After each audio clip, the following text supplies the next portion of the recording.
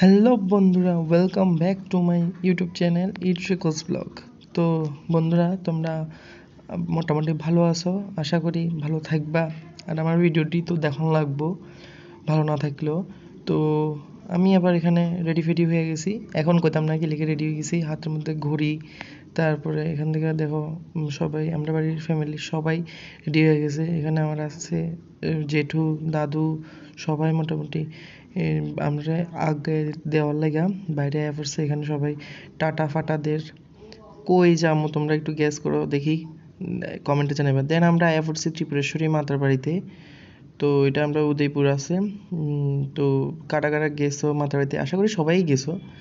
তো আমরা এখানে আয়া পড়ছি। দেন এখানে মানে দোকানে চিল্লাইয়া ডাক দিয়া সব ইয়োগটের। তারপরে আমরা একটা ডালা লইয়া লাইছি। তারপরে এই দেখো পুকুরের ভিউটা আর কি, এটা দিঘি, কি দিঘি জানি নামটা ভুলে গেছি, জানতাম আগে। তো আমরা একে একে সবাই উঠে যেতেছি সিঁড়ি বাইয়া। আচ্ছা, এখানে কয়টা সিঁড়ি আছে কেউ কোনো সময় কাউন্ট করছো? আর কেউ যদি জানি না থাকো তাহলে কমেন্টে প্লিজ জানাইবা। আমার কাছে লাগছে 100টার মতো আছে সিঁড়ি, না সরি 100টা করতেছি 50টা।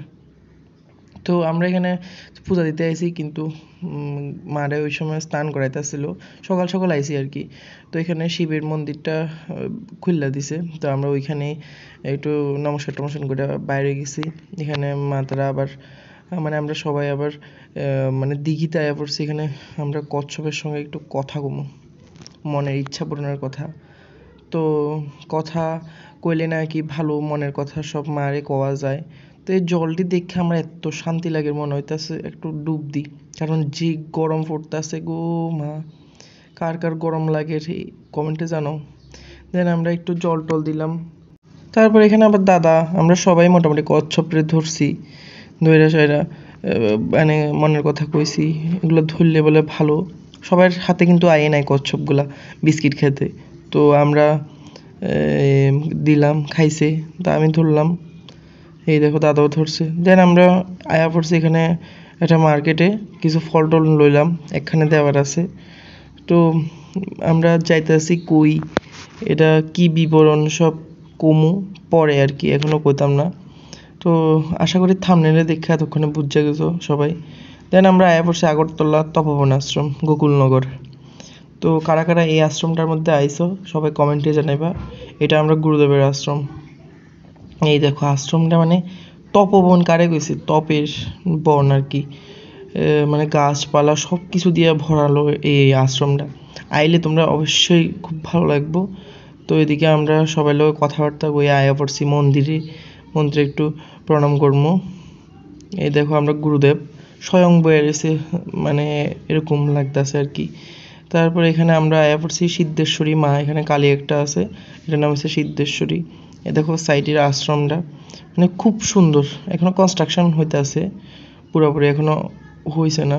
তো তোমরা আইবা, এখানে দেখা যাবে। দেন পিছনে আর একটা কালী মন্দির আছে, এর পেছনে এই বট গাছটা মনে বয়স হইব 200 বছর। তো এটা আমরা জানা লইছি, এখানে আইলে আরও ভালো লাগে। তারপরে এই দেখো সিদ্ধেশ্বরী মা আর কি, খুব সুন্দর। মায়ের মুখটা মানে এত সুন্দর লাগছে, মায়ের মারে গয়না টয়না দিয়া ভরা রাখছে, এই দেখো কি সুন্দর কইরা। দেন এখানে আমরা গুরুদেব মানে মহারাজ পূজা দিতেছিল। পূজা দেওয়ার সময় আমরা একটু চিল্লাচিল্লিও করলাম। দেন আমরা কই যাইতেছি এটা প্লিজ কও, তোমরা কমেন্টে জানাও। দেন ওই দেখো উপরে সূর্য মানে প্রায় অস্ত যাওয়ার সময় আমরা এই শটটা লইছি আর কি। এই দেখো, তো এই রাস্তাটা কেটা কেটা চেনা চেনা লাগতেছে নি জানাও। তো আমরা কই যামু, কি বিবরণ সব তোমরা পরে কমু, এখন না, পরে কমু, অনেক কারণ আছে। এখানে আমি একটা শর্ট লয়ে রয়েছি, মা আছে, বাবু আছে, দাদা আছে, ড্রাইভার দাদা আছে। দেন আমরা একটা টিফিনের দোকানে ঢুকছি টিফিন খাওয়ার লেগা। এই দেখো তোমরা রে, এটা হচ্ছে পুরানো এয়ারপোর্ট, মহারাজা বীর বিক্রম এয়ারপোর্ট, মানে পুরোনোটা। এখানে নিউটা আছে, তো ওইটি একটু দেখাইলাম তোমরা রে।